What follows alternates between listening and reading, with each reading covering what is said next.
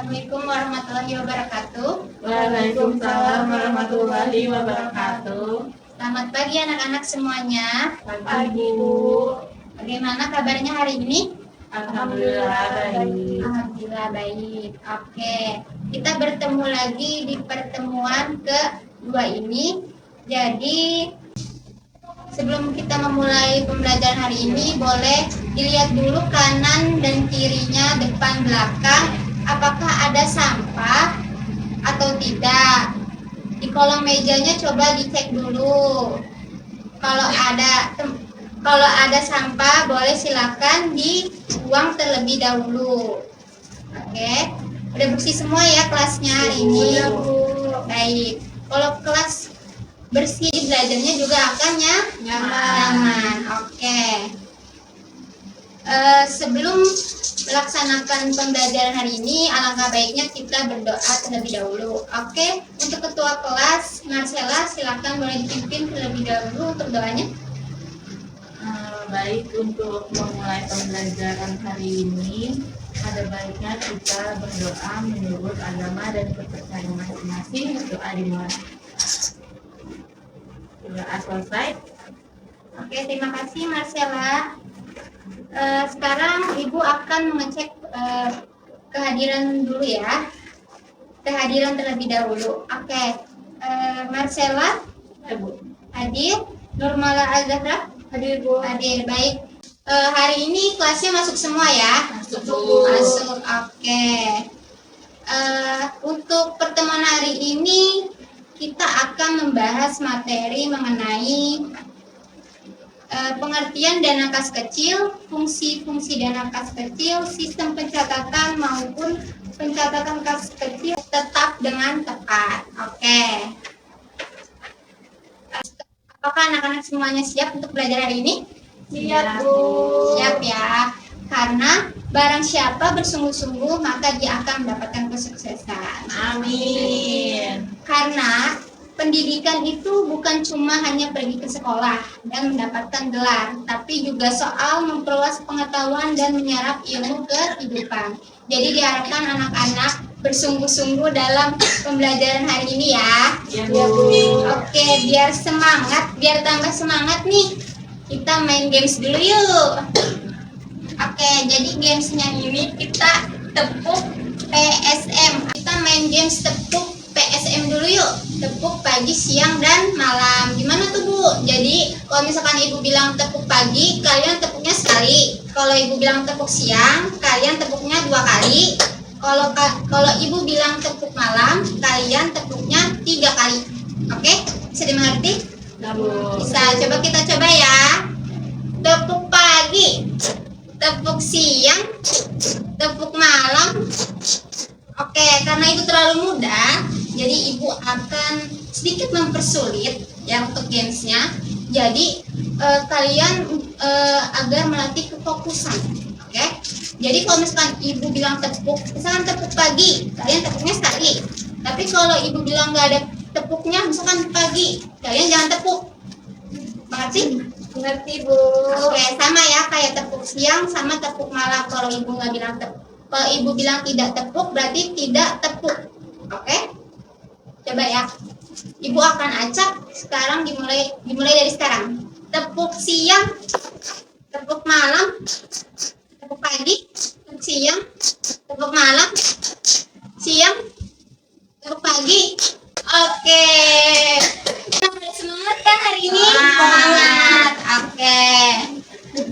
Karena kita udah berdoa dan melakukan games juga agar semangat. Sekarang Ibu akan melanjutkan ke materi yang akan Ibu bawakan. Oke, sebelumnya udah ada yang tahu pengertian kas kecil itu apa?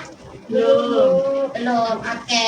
Jadi Ibu akan menjelaskan mengenai pengertian kas kecil. Jadi kas kecil ini adalah sejumlah dana yang disimpan oleh sebuah perusahaan untuk membayar keperluan operasional yang bersifat mendadak dan jumlahnya ini tidak besar. Nama lain dari kas kecil itu adalah petty cash. Nah, tujuannya itu apa Bu? Tujuannya ini yang pertama, meringankan beban kerja karyawan. Yang kedua, mempercepat penentuan kebijakan insidental. Dan yang ketiga ini meminimalkan risiko kesalahan saat mengalokasikan pembayaran. Lalu untuk metodenya, di sini ada 2 metode yang umum digunakan dalam membuat laporan kas kecil. Yang pertama adalah metode tetap dan metode berubah-ubah. Coba, tadi ada beberapa metode? 2. Metode apa aja yang pertama? Metode tetap. Yang kedua? Metode berubah. Ada 2 metode ya, metode tetap dan metode berubah-ubah.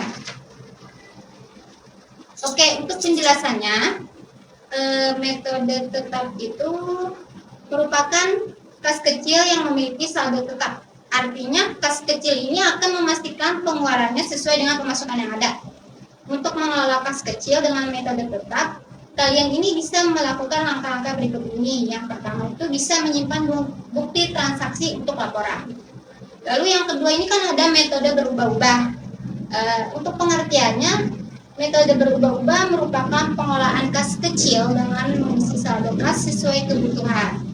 Metode ini juga akan dilakukan dengan mencatat seluruh transaksi, baik pemasukan maupun pengeluaran di dalam akun kas kecil. Oke. Untuk manfaatnya itu apa ya, Bu? Manfaatnya adalah meski memiliki nominal yang tidak besar, manfaat kas kecil bagi operasional itu gak main-main. Jadi kas kecil ini yang dikelola dengan baik dapat memberikan sejumlah manfaat untuk pengembangan perusahaan, mulai dari memenuhi kebutuhan mendesak, memudahkan pencatatan keuangan, hingga meningkatkan layanan untuk pelanggan. Nah, di sini ada beberapa contohnya. Sebagai contoh, saat divisi research atau development di perusahaan, mungkin kalian nanti akan bekerja di perusahaan seperti development, tiba-tiba memerlukan bahan tambahan nih. Nah, untuk membuat inovasi produk, kas kecil bisa menjadi solusinya. Seperti itu. Oke, ada pun contoh contoh yang lain seperti yang sudah dijelaskan sebelumnya. Kas kecil itu kan adalah dana yang memiliki saldo relatif kecil ya. Nah, karena itu dalam mengelola suatu usaha, kalian ini bisa menggunakan kas kecil untuk membeli berbagai kebutuhan yang bersifat mendadak dan memiliki nominal yang tidak besar. Beberapa contoh itu adalah pembelian alat tulis kantor, biaya pengadaan workshop untuk reimbursement untuk karyawan dan lain sebagainya, seperti itu. Lalu gimana Bu untuk cara mengelola kas kecil? Di sini ada beberapa cara. Yang pertama itu menentukan nominal dan batas untuk saldo kas kecil. Yang kedua, mencatat semua transaksi dan menyimpan buktinya untuk membuat laporan kas kecil. Yang ketiga, menentukan pemegang kas kecil yang bertanggung jawab dengan transaksinya. Oke, untuk materi hari ini sudah Ibu jelaskan. Sekarang Ibu akan menayangkan video. Jadi anak-anak semuanya silahkan mengamati tayangan video yang Ibu berikan. Ini mengenai materi pembentukan dan pencatatan dana kas kecil. Oke, silakan kalian simak terlebih dahulu dengan baik.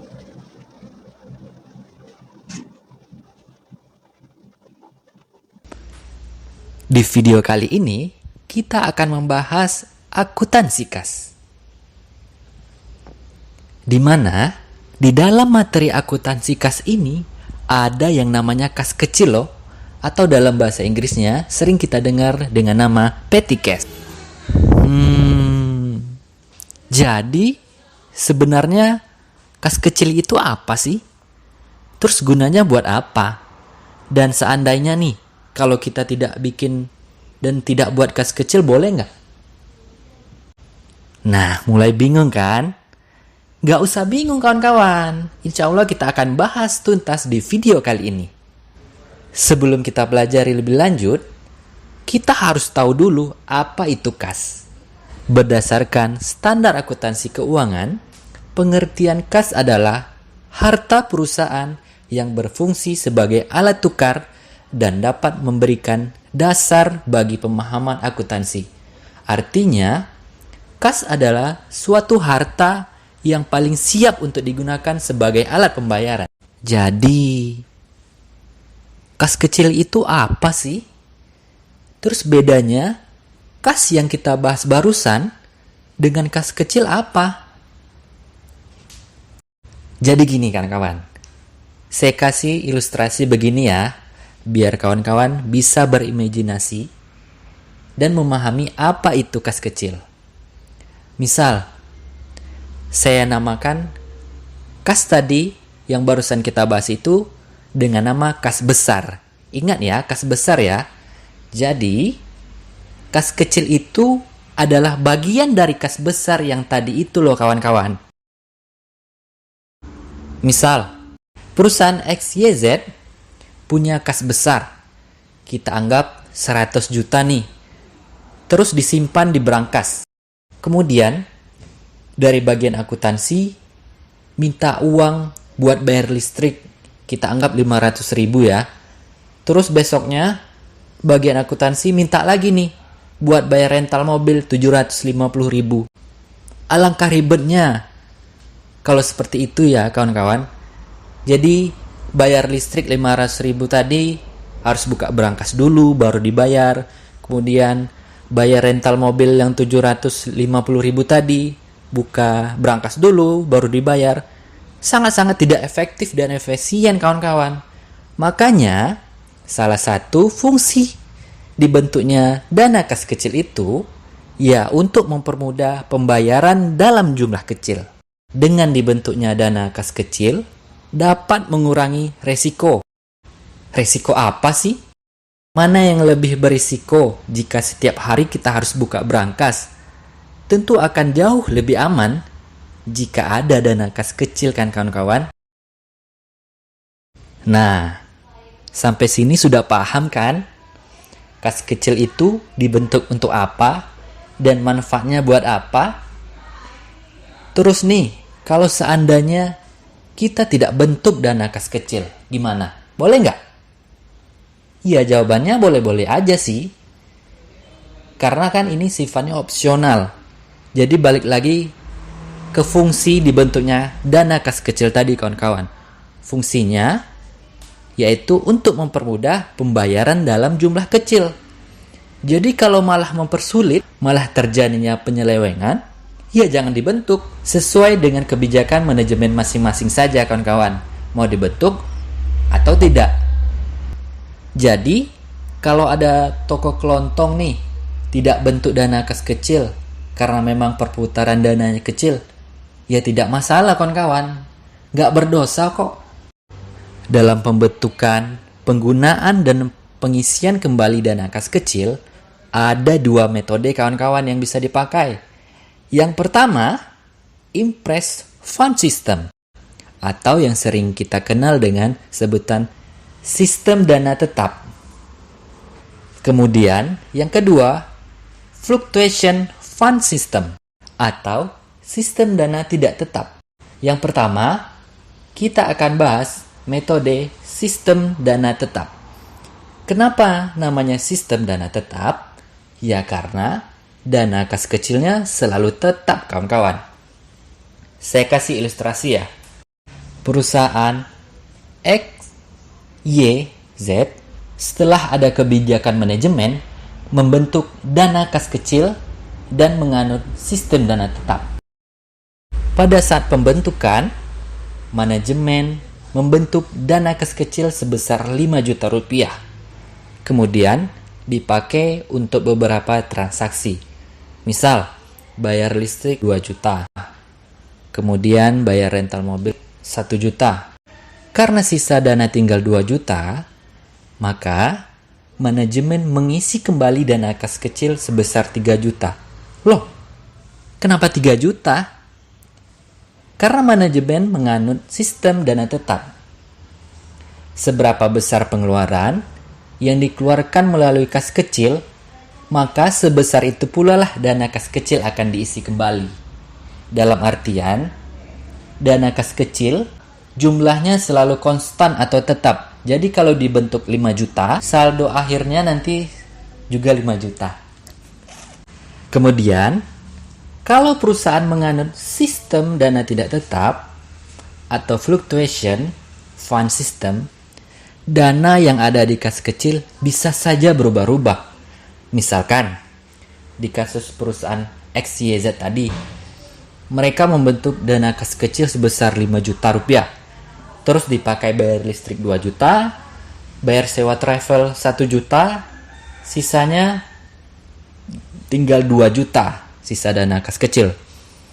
Terus, saat pengisian kembali dana kas kecil, manajemen bilang gini, karena kelihatannya bulan depan akan banyak pengeluaran, maka kas kecil diisi kembali senilai 4 juta rupiah. Nah, kan sisa dana kas kecil sebelumnya ada 2 juta nih.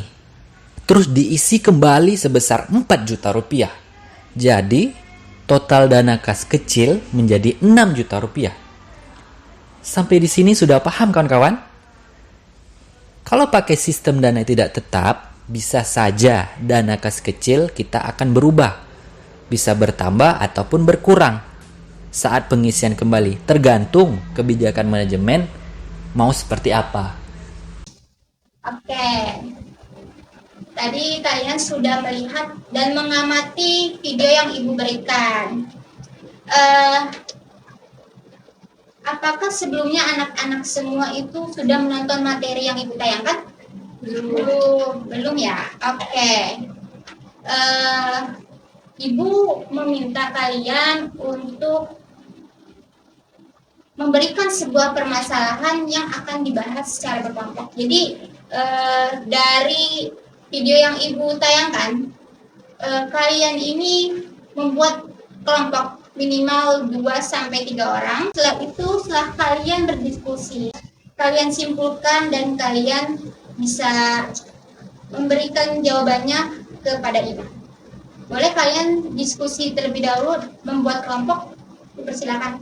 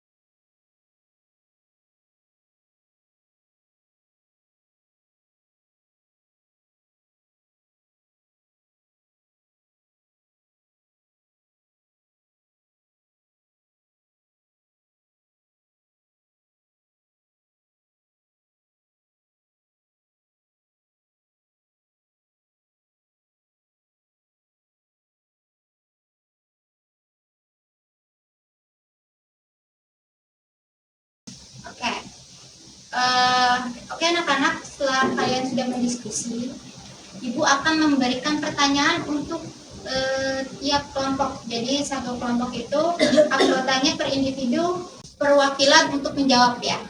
Oke, Ibu akan memberikan pertanyaan kepada kelompoknya Nurmala.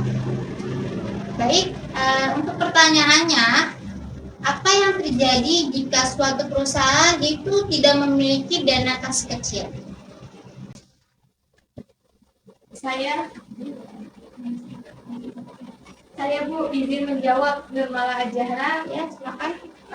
Tadi pertanyaannya, apa yang terjadi jika suatu perusahaan tidak memiliki dana kas kecil? Itu terjadi karena kas kecil digunakan dalam transaksi kecil yang terjadi setiap hari. Yang beroperasional, perusahaan harus melakukan pengelolaan kas kecil secara baik. Karena jika tidak adanya pengelolaan, kas kecil akan tidak berjalan. Oke, baik, betul ya. Jadi dari permasalahan suatu perusahaan tidak memiliki dana kas kecil sudah dijelaskan oleh Nurmala, itu jawabannya benar. Untuk selanjutnya, kalian boleh cek HP kalian. Ibu akan memberikan soal, 5 soal. Jadi kalian jawab satu persatu. Ini individu ya, bukan kelompok. Oke, boleh silakan dicek terlebih dahulu HP-nya.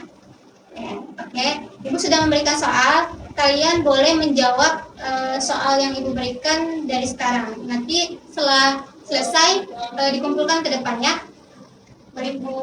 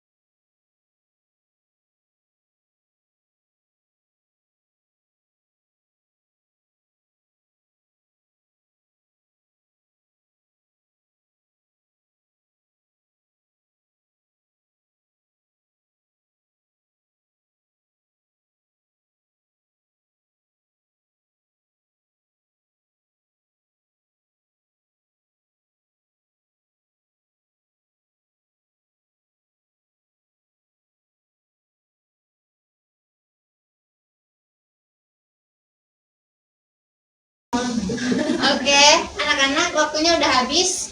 Silakan kalian boleh kumpulkan ke depan.